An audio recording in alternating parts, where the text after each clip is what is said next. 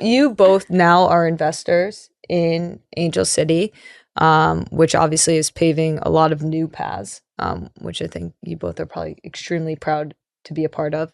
But still, to what Kristen was saying, is even in these buildings that are starting to change a little and feel more like us, we're not true stakeholders in those buildings. Mm-hmm. What is it like being a stakeholder in a building? Do you feel like a stakeholder? And do you feel like one? Yeah. Well, it's interesting because when Natalie Portman approached me, she DM'd me on IG back in 2021. And she's like, "Can I call you?" And I was like, "Yeah." That's a really cool, how I became an investor story. Yeah. I was like, "Yeah, sure. You can call me Natalie Portman." So we get on the phone and she proceeds to explain to me that she was at an event that I did that I just was telling our story, our women's national team story. And she couldn't believe it. She couldn't believe that our women's national team wasn't making more than our men's national team.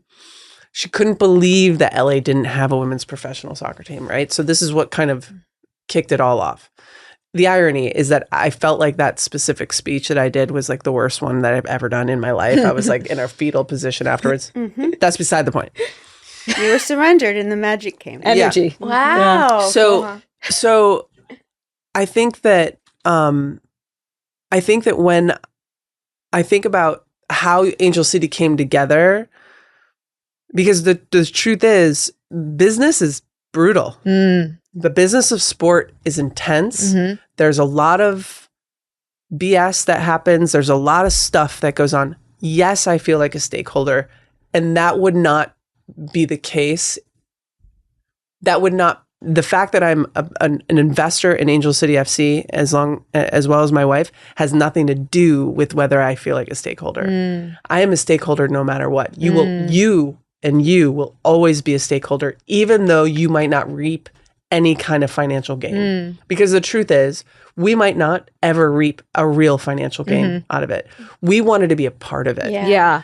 And but just is the part of it enough? No. In my opinion, this is the problem, is we're still kind of we're a part of this movement, right?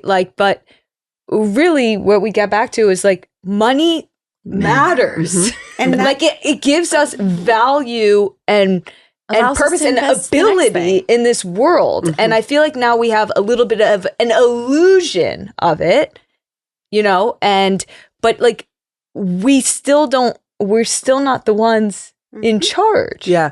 There was a coach that I had when I was new on Washington Freedom, and I was making $25,000 a season. Not bad. And I thought that I was rolling in it. I really did. I was like, I am living the life. and I just remember him saying, you aren't going to make the most money in this game. You are building and setting it up for the next generation.